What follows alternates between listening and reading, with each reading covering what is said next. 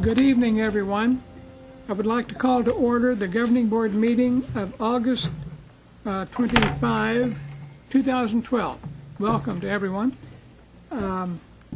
We will have the Pledge of Allegiance. Dr. Campbell, will you lead us in that?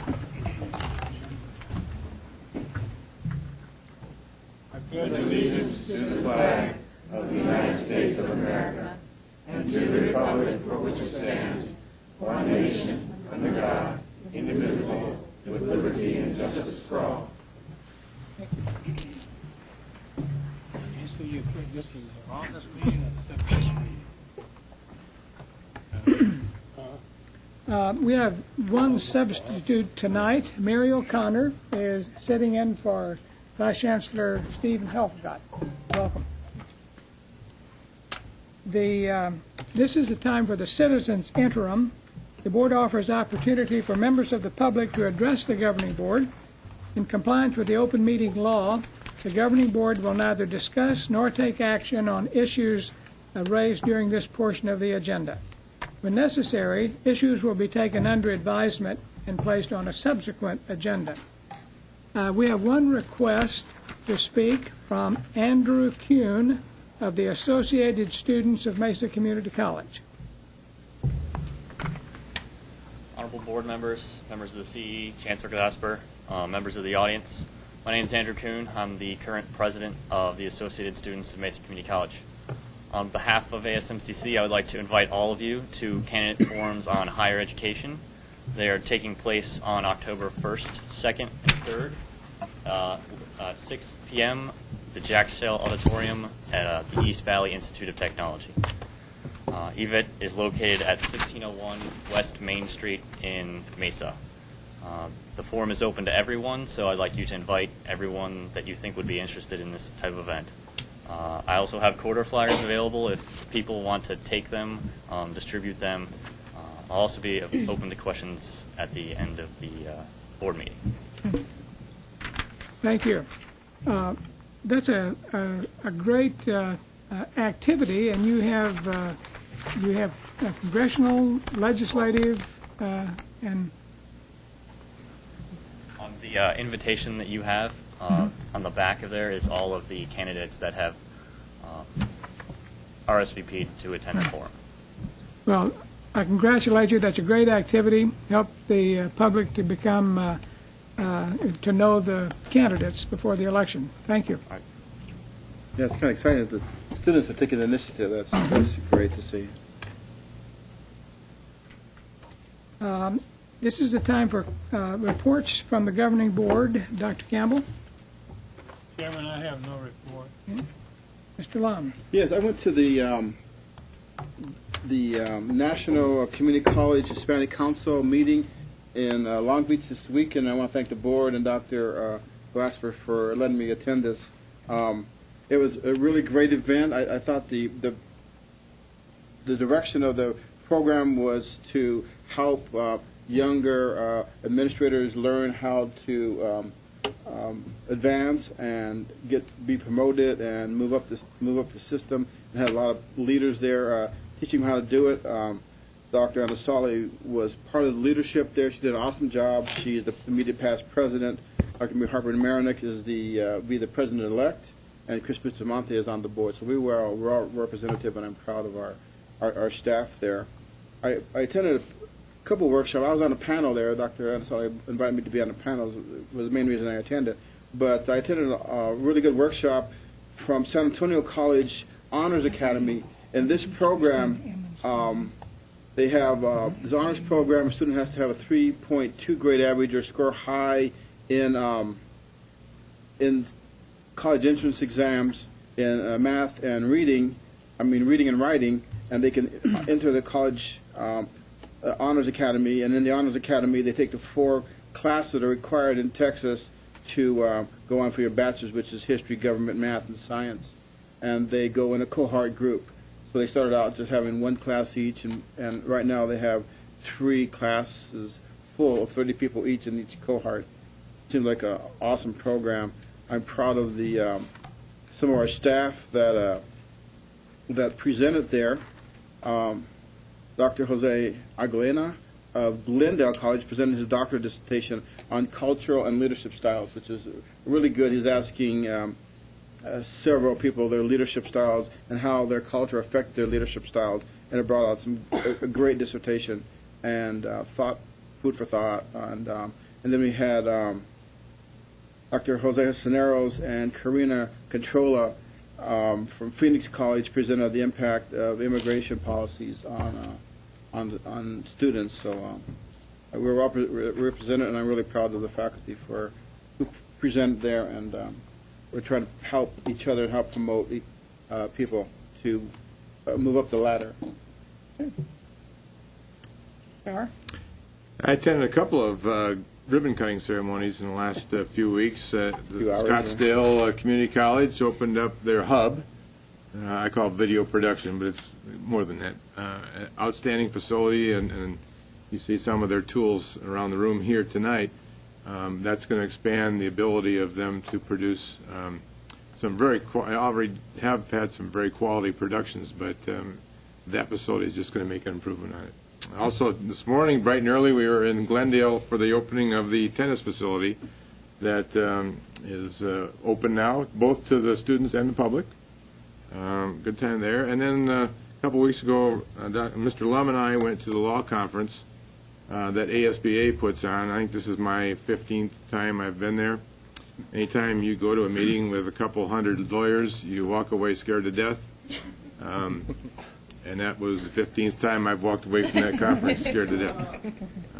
It's a good conference. It keeps you up on everything from open meeting laws to the new legislative rules that we're required to follow. And it was well attended by all school boards in the state of Arizona and administrators, and well worth our time, I think. In that, on the website of the Arizona School Board Association, they have all the materials, the handouts, are on the online, so we could get them. They email them to the attendants, but it's also on their website. And I found the materials are actually probably more interested in even most of the workshops. But one particular one was on Penn State, how to avoid that problem, and it goes into great detail about the history of that and avoiding pedophiles in your college. So I thought that was pretty significant. And I invite anybody to open the Arizona School Board Association website. You go to the ASB Law Conference, which is small letters because it's over, and then go to college workshop conference materials, and there's a lot of good reading there. I attended the Equity Conference last Saturday here at Rio Salado College. Heard some good speakers. Mr. Starr and I attended a forum called Mesa Council on College. It's a program that involves the city of Mesa, public schools, and Mesa Community College to help students be successful in college. And the idea is for them to work together to help students succeed.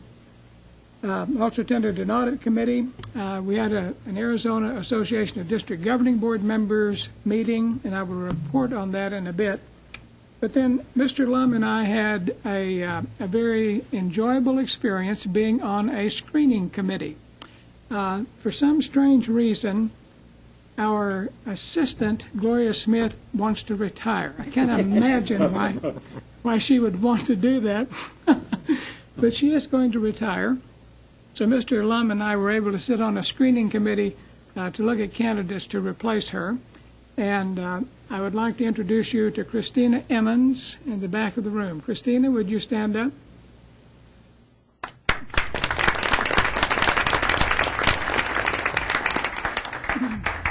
In some weeks, Christina will be taking Gloria's place. I want to say thanks to Gloria for all these years of service, and we will say thanks again at another time. Internal community, Dr. Glasper. Mr. Burke, members of the board, before I make some brief comments, I would just like to say that Gloria will be with us through June 30, and we are going to make sure we take every advantage of her experience and her skills during that period of time, so that maybe at the end she will say, don't go, don't go.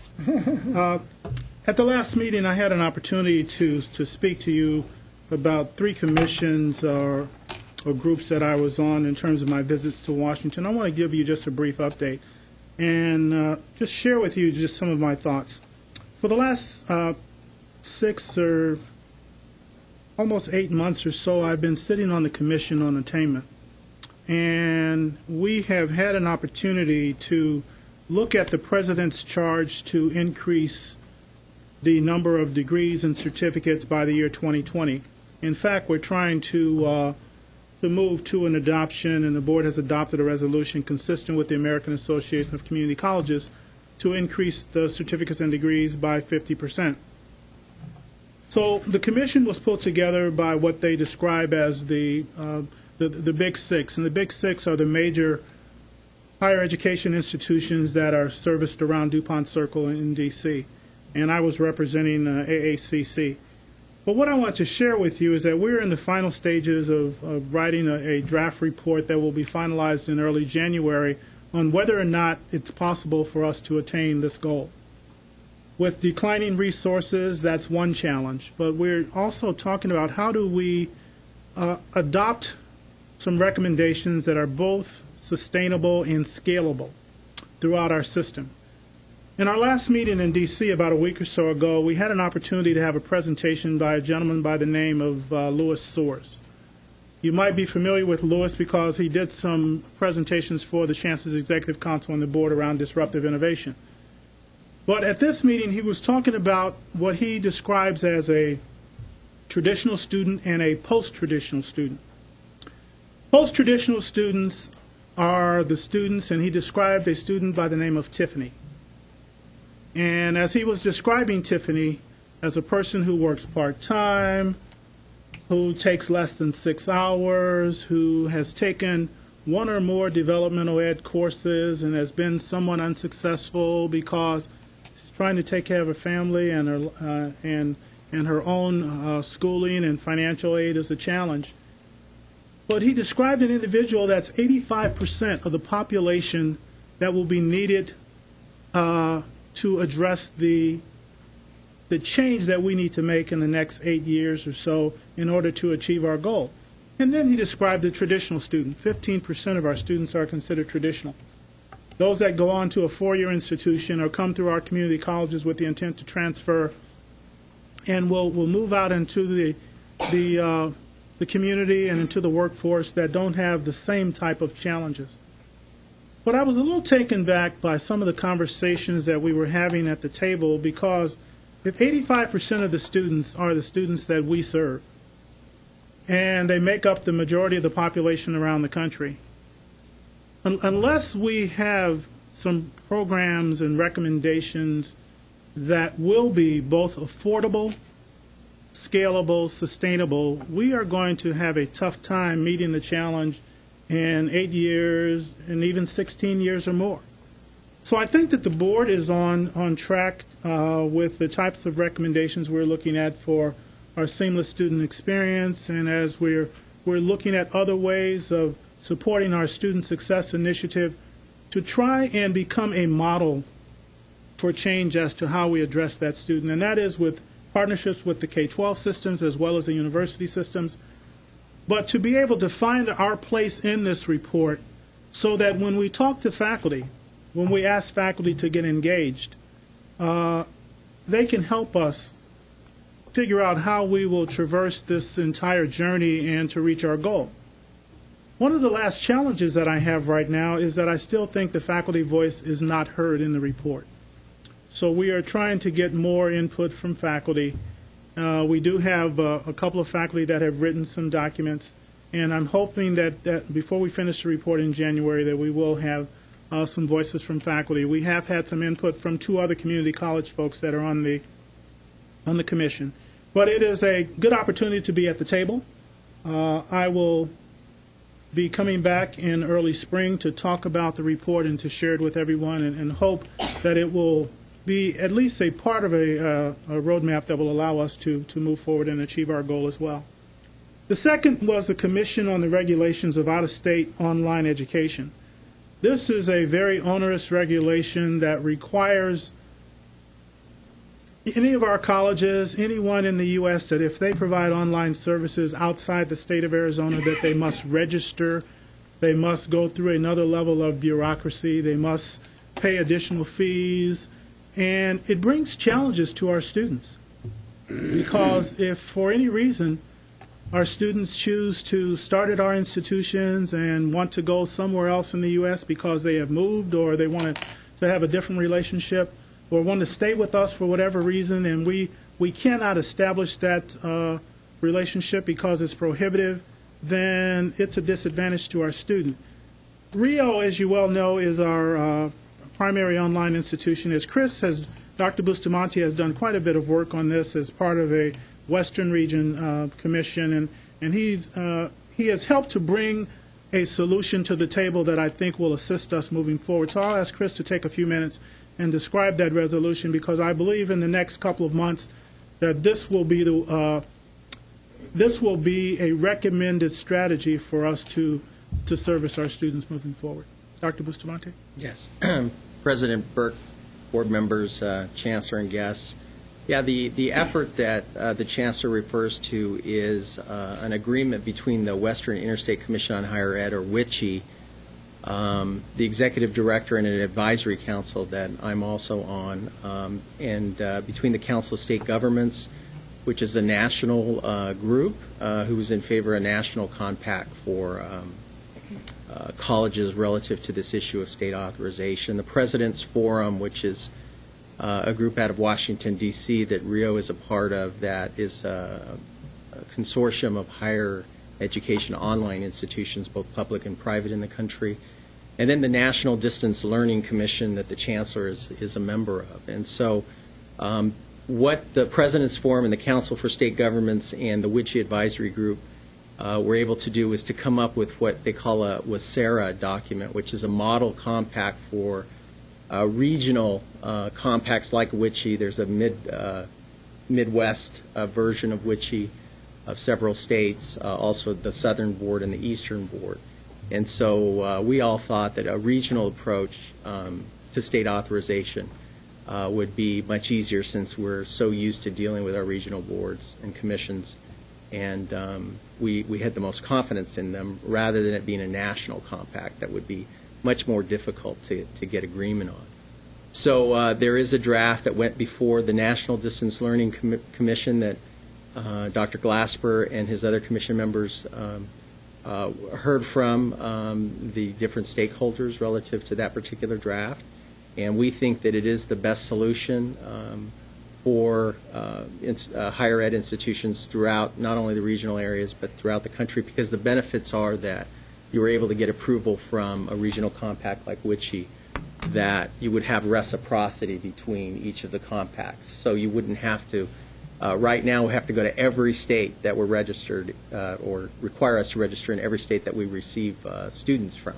So in Rio's case, it's all 50 states. So you can imagine what a craziness it is to have to go to all 50 states, pay individual fees to register, and then to really come up against a lot more bureaucracy. And this is supposed to really help streamline that process so that the costs are less and the burden is less as well.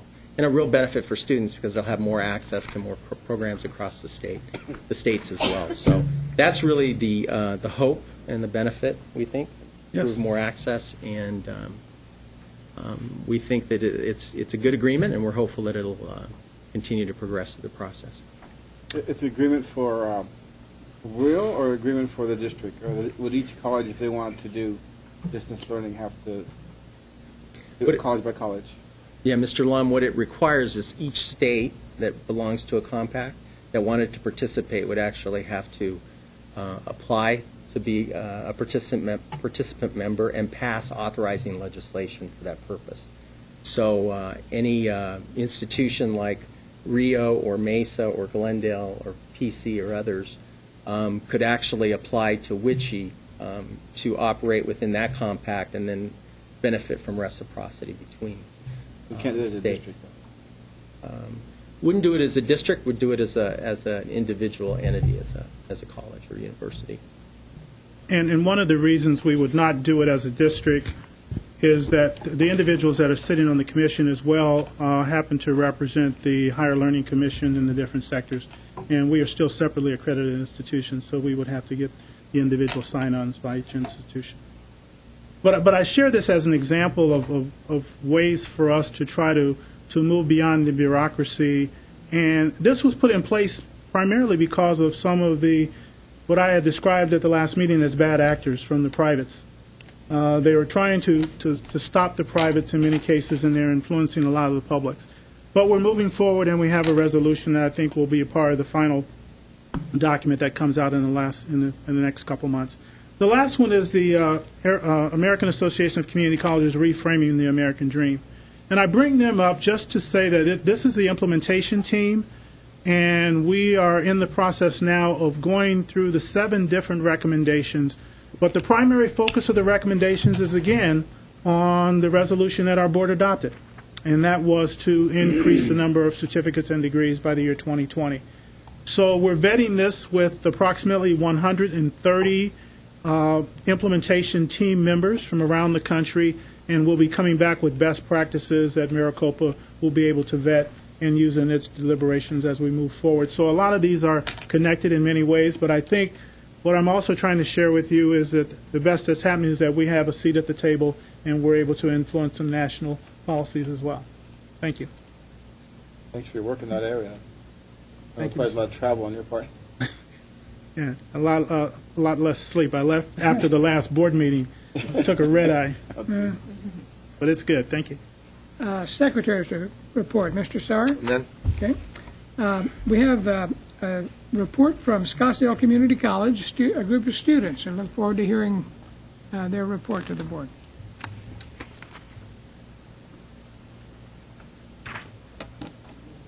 What? It's not here.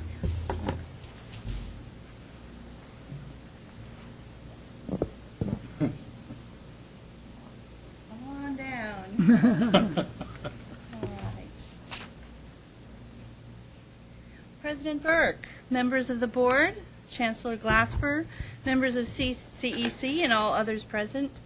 My name is Therese Tendick, and I'm the director of the Center for Civic and Global Engagement at Scottsdale Community College, and I'm here with Assistant Director Jen Cito.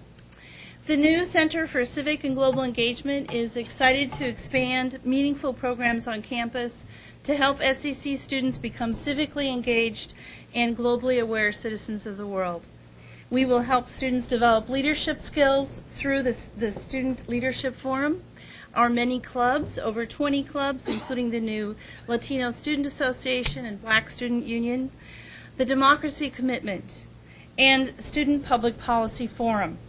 We will work with our faculty to help students gain an understanding of their world through such projects as the internationalization of the curriculum, Global Leadership Retreat, and services for international students. And we will continue to support the U.S. Department of State grant, which brings international students into our hospitality and tourism management and filmmaking classes.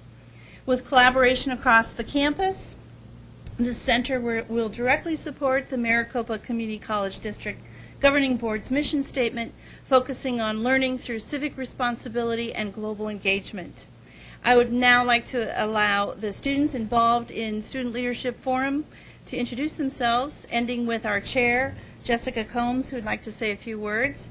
I would like to thank you for all of your support in supporting curricular and co-curricular projects which develop our students into civically engaged and globally aware students of the world. Thank you. Hi, my name is Bella Hibbs, and I'm a student at large. Hi, my name is Arun Sharma. I am a student at large. Hi, my name is Ali Madad, and I am a student at large. My name is Francisco Dominguez, and I'm a student at large. I'm Sophie Collis. I'm a student at large. Hi, my name is Carly Aguirre, and I am a student at large. Hello, my name is Miriam Villanueva, and I'm a special events co-manager. My name is Teresa Sweeney. I'm also a special events co-manager. My name is Luke Lujan. I'm co-manager of public relations. Hi, my name is Hannah Lee Rounds, and I'm Vice Chair.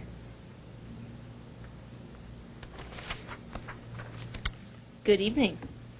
Governing Board members, Chancellor Glasper, Vice Chancellors, and Presidents.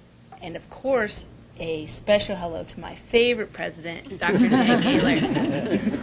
Thank you for allowing us a few moments to speak in front of you to highlight the work we will be doing as SCC Student Leadership Forum. I am Jessica Combs, Chair of SLF and a proud graduate of our 2012 Leadership Institute. As part of the recognition that our Student Affairs Division went under this summer, we will, for the first time ever, help with the planning of International Education Week. We aren't exactly sure what that entails, but we're all eager for the new learning experience. Additionally, this fall, we will be planning a number of student-related events. These experiences are central to our development outside of the classroom and allow us to practice and apply these skills that we may have learned inside the classroom. Included in these events are our homecoming Hill RT, play on words there, and also an awareness event that I'm sure you all have heard of, breast cancer awareness for the month of October. This is an awareness event that is very close to our hearts within Student Leadership Forum. I have much more to tell you, but I know our time is up. Thank you for allowing us this audience. Best to you and yours this academic year. And of course, as always, God bless you and America. Amen.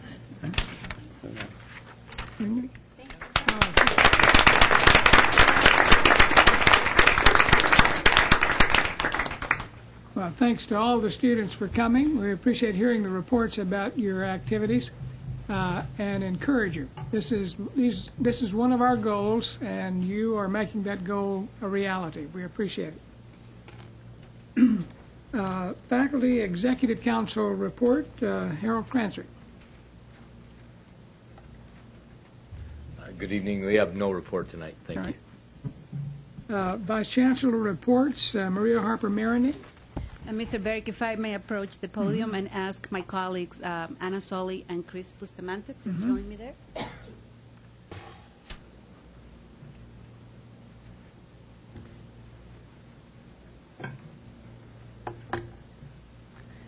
Good evening, Mr. Berg, members of the board, Chancellor, CDC colleagues, and guests.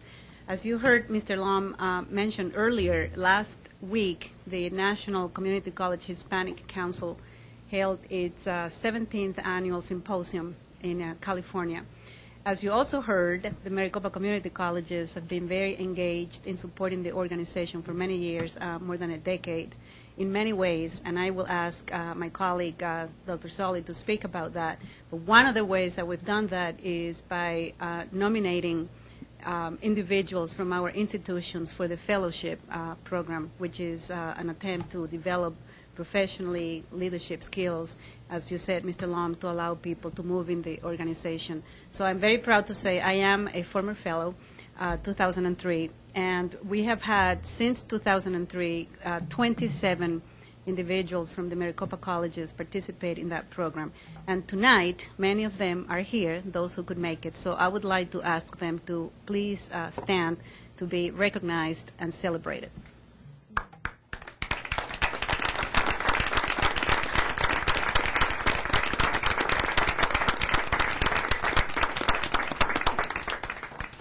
They represent us very well when they participate. So I would like Dr. Soli to please talk about the organization.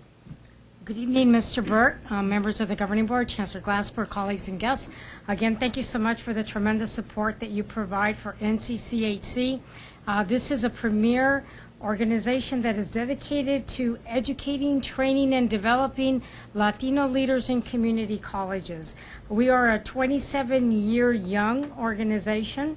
We are an affiliate council of AACC, and as a result of that, there is a lot of support that AACC provides for our activities as well as our initiatives. Last week, we had a wonderful leadership symposium in Long Beach. We're honored that Mr. Lum was a member of the trustee panel. He gave a lot of great advice about the work that Maricopa is doing and the work that he does as a governing board member to certainly support Latino leadership development, because we know know that in the future, many CEOs are going to be retiring, including myself. And I'm not making my formal announcement, but I am encouraging all of these wonderful fellows to consider becoming an executive within the Maricopa Community Colleges. And again, that's the reason that we sponsor the Leadership Symposium.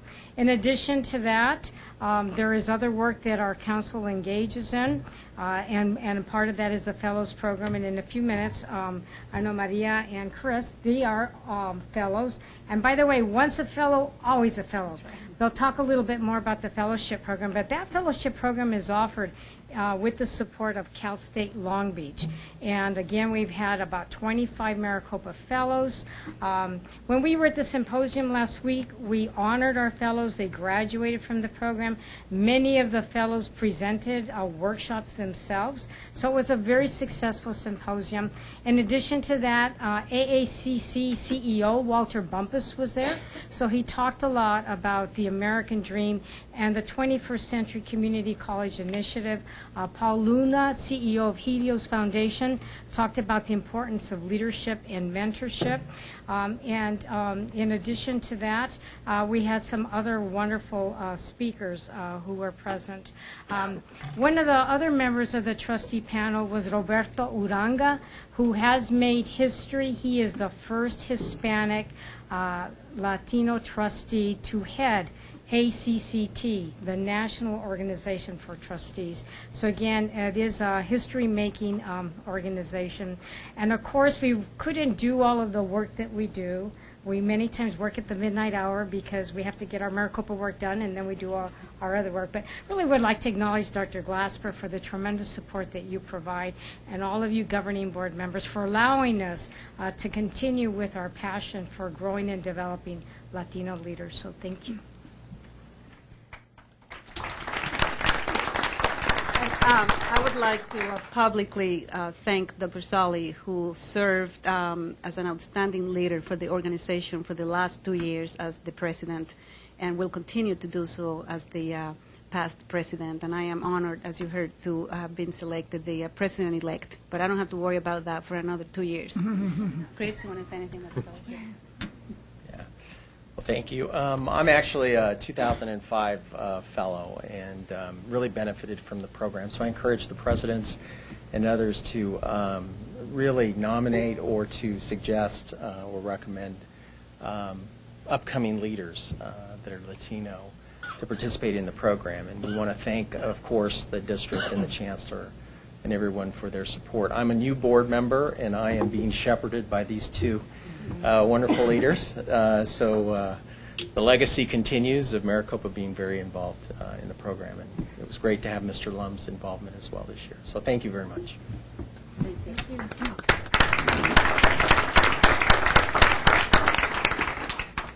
Well, the employees in this district continue to represent the district well and take responsibility, and we appreciate your involvement in that group.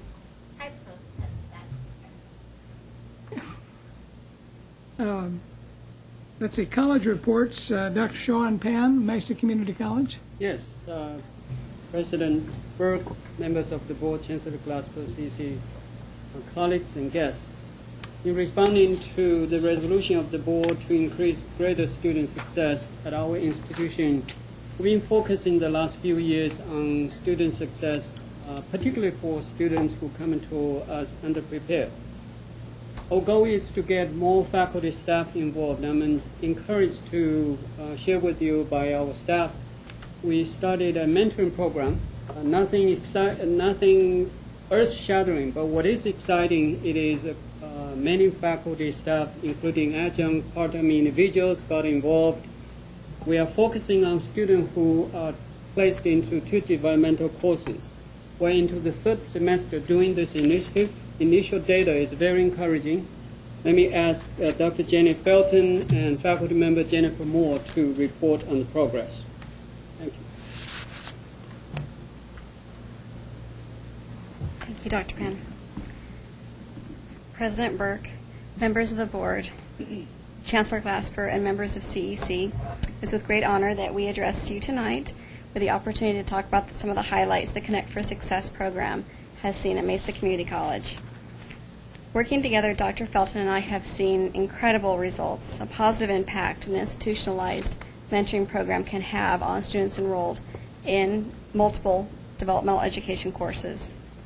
Like all colleges, the Maricopa Community College District, Mesa Community College holds student success the highest priority, including students enrolled in multiple developmental education courses.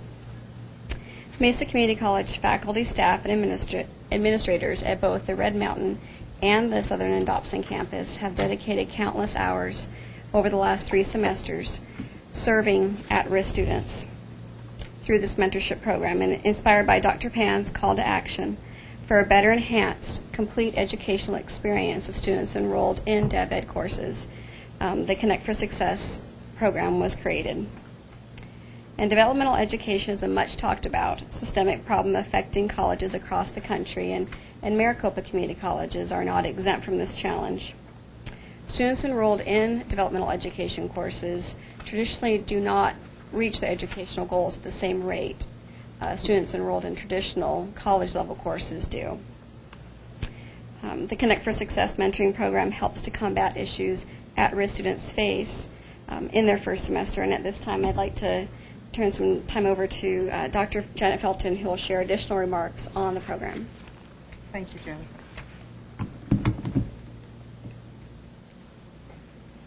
President Burke, members of the Governing Board, Dr. Glasper, CEC members, friends, and community. The Connect for Success Committee at Mesa Community College was quite ambitious with the design and implementation of this particular program. Our goal was to serve our students that were enrolled in math, English, and reading. At this particular time, our cohort consists of those students that are enrolled in math and English. The Connect for Success program is an innovative mentoring program. It's designed to reduce the pipeline and to provide seamless transition for students that are enrolled in developmental education. The guiding tenets that directed the implementation and the planning of this particular program, of course, included increasing the college completion, preparing students for the community, developing an educated and engaged workforce. The program started at Mesa in the fall of 2011 after the call from President Obama in 2009 for the community colleges to increase college completion. Starting the students on a path to academic success by making those connections earlier with that one-on-one mentoring is what the Connect for Success program is all about. I'm sure if you probably reflect on your past, you can recall at least one and probably more individuals that have supported you, guided you, chastised you, motivated you in your professional and personal pathway.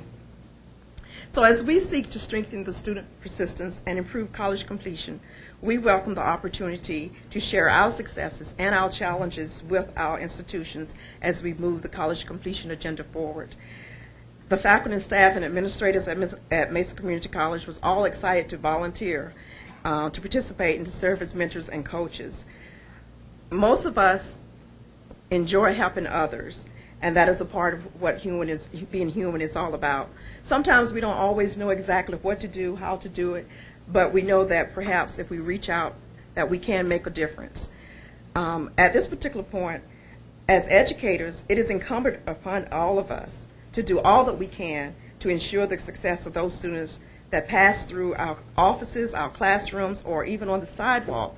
And the Connect for Success program helps to ensure that those students that come to us in testing and remedial education have those resources that's available to them. So if you would like more information about the program, you can contact Jennifer or myself. We also have a website. It's at mesacc.edu/employees-connect-4-success. So thank you for the opportunity to speak with you this evening, and I welcome any questions.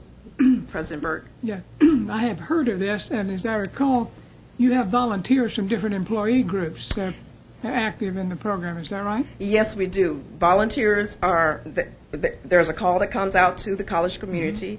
Mm-hmm. They volunteer. They also have to go through a training program before they are assigned a mentor. Mm-hmm. They're randomly matched with the students. So if I'm in your class, of course, I will not be matched with you because mm-hmm. we want to give the students an opportunity to connect with other individuals throughout the college campus. Approximately how many volunteers do you have in the program? We have volunteers of about 198. I would like to say there's more, but we're increasing. We have about 198 at this particular point. And our cohort this particular semester, and so let me back up, some of the volunteers actually assume 2 and 3 students.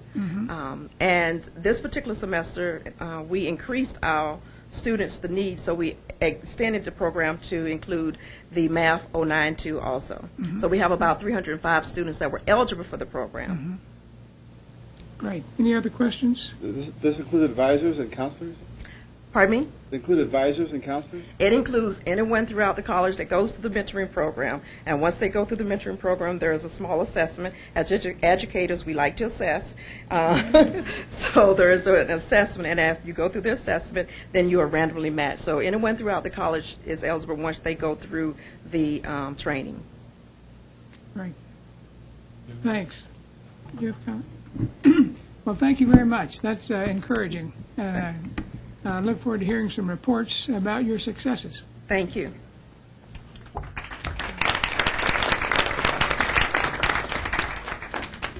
The external community, I have a report on the Arizona Association of District Governing Board Members. We met last week, and there are two items on our agenda that I want to report about.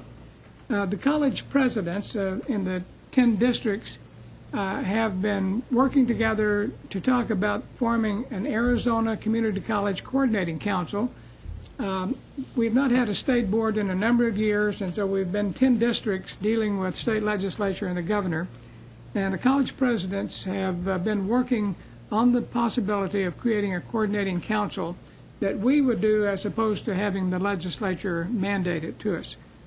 That will come to governing boards, perhaps in November, and I just want to alert the governing board that is coming. The second thing we did was to identify February as a date for training new board members and existing board members in the 10 community college districts. And we're trying to put together a program. I'm going to talk to Rio about some room, and we would have that over a 2-day period and perhaps work in some contact with state legislators during that period. ASBA report, Mr. Sarr. I have some questions on the... Okay. Are you talking about a staff council? The coordinating council? Yes.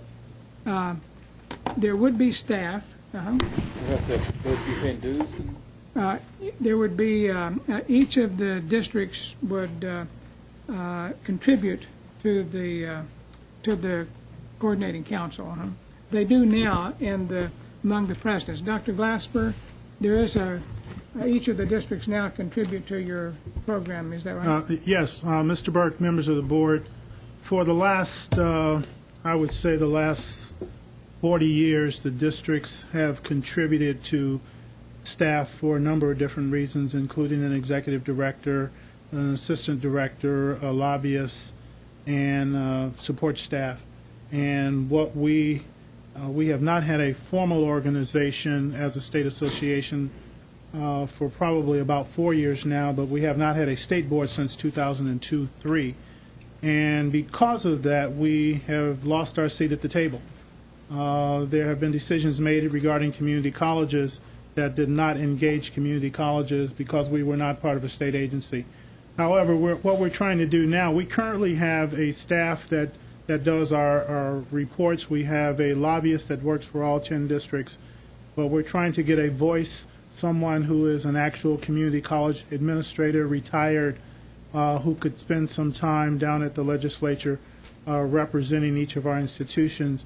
And we want to build an organization that will be responsive to the legislature, but at this particular point, both governors, Governor Napolitano and Governor Brewer, have looked to try and reestablish the State Community College Board. However, there is no funding, and there won't be any funding for a number of years, and we're looking at this as kind of a transition so that we can have a better opportunity in terms of having a seat at the table in regard to community college issues. So we have a proposal that we just discussed last week and putting some final touches on it. We'll be bringing it back to each governing board to consider moving forward. But it'll be within this organization. Association of Community College Governing Boards. Yes, sir. And we put in money, and we currently have a lobbyist and staff on that? Yes.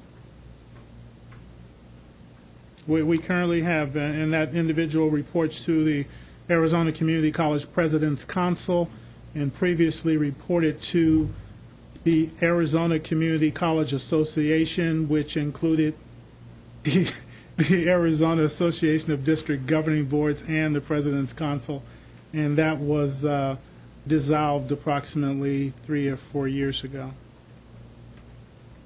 But yes, we currently have a paid lobbyist supported by all 10 districts. We have. We have, and have had for the last 40 years.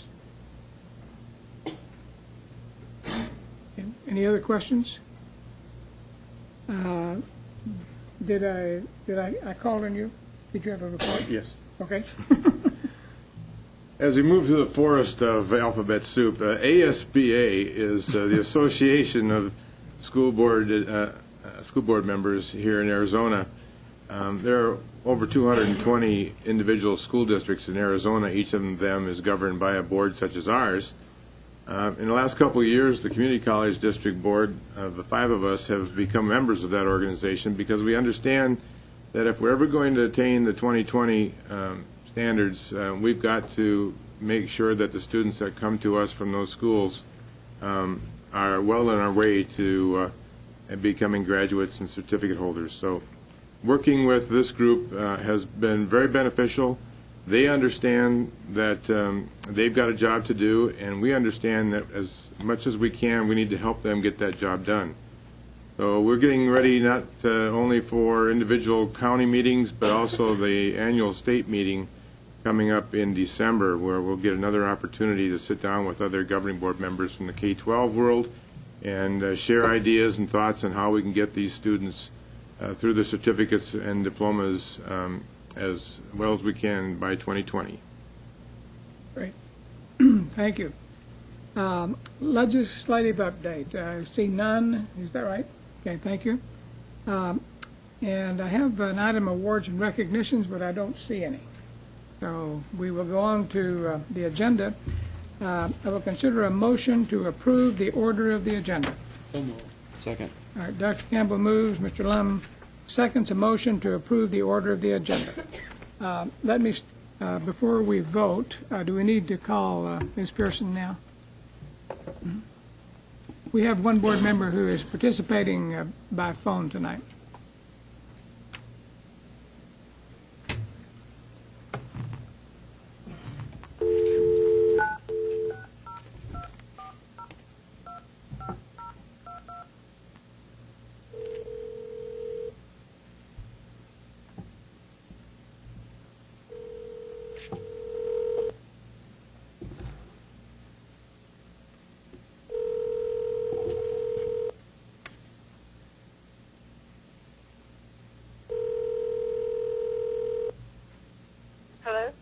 Ms. Pearson. Yes. We are starting the the business portion of our meeting, and we have a motion on the floor to approve the agenda. Thank you. All of those in favor, please say aye. Aye. Aye. Opposed, no. I hear no opposition, so the agenda is approved. The next item is the consent agenda. Does anyone wish to remove an item from the consent agenda? Hearing none, I will entertain a motion to approve the consent agenda. So moved. Dr. Campbell moves. Second. Mr. Starr seconds a motion to approve the consent agenda. Any discussion? All those in favor, please say aye. Aye. Approved, no. Let's see, opposed, no. Hearing none, the consent agenda is approved unanimously. The next item is consideration of non-consent action items. The first is from Business Services, the approval of a consultant selection for the T1 building remodel at Glendale Community College. Mrs. Thompson? President Burke, members of the governing board, this is part of our 2004 bond program, and it is a remodeling project for the technology building, and it is for architectural and engineering services to start that work. Okay. I move we approve this motion. Mr. Lum moves approval. Second. Ms. Pearson seconds the motion to approve the consultant selection for the T1 building remodel at Glendale Community College. Any discussion? All right, all those in favor, please say aye. Aye. Opposed, no. Motion carries unanimously. The second item is the approval of a job order contract award for roof replacement and mechanical system upgrades to 3700 North 3rd Avenue with Phoenix College. Ms. Thompson? President Burke, members of the governing board, this is a building that the district recently purchased for Phoenix College. It will help the college continue its expansion for nursing and workforce development, and a new roof is needed to then proceed with the rest of the remodeling of the facility. Okay. Is there a motion to approve? So moved. Mr. Sarr moves. Second. Ms. Pearson seconds a motion for the approval of a job order contract for roof replacement and mechanical system upgrades to 3700 North 3rd Avenue for Phoenix College. Any discussion? And all those in favor, please say aye. Aye. Opposed, no. Motion carries. The next item is the approval of a remodeling construction contract award Phase 1 for Southern and Price Road for Rio Salado College. Ms. Thompson. President Burke, members of the governing board, this also is a facility that the district recently purchased for Rio Salado, and it's to renovate the portion of the property that it was the former Michaels Plaza. Mm-hmm. Okay. I move we pass this motion for Rio Salado College. Mr. Lum moves to approve. Second. Dr. Campbell seconds a motion for the approval of a remodeling construction contract award Phase 1 for Southern and Price Road facilities for Rio Salado College. Any discussion? All those in favor, please say aye. Aye. Aye. Opposed, no. Motion carries unanimously. Okay, the next item is a report, monitoring reports for the budget. Ms. Thompson. President Burke, members of the board, this is a report for the first 2 months of this fiscal year, and it is showing that expenditures are at a similar rate of occurrence as in prior years, about 12% of the total budget. Similarly, collection of revenues is about on par with prior years, about 20%, and we do expect a slight increase in fund balance by the end of the year. Okay. We have 2 meetings in October. The first is, I believe, is it next week? October 2nd? And that will be at the Rio Conference Center. And we will be discussing human resource, the strategic overview of human resources. And we have a new Vice Chancellor for Human Resources. There has been a great deal of work this past year in a number of areas of human resources. And I think the public would be interested to hear this report. So I encourage you to be there. And then our next regular board meeting is October 23 here in the boardroom. With that, our meeting is over. Adjourned.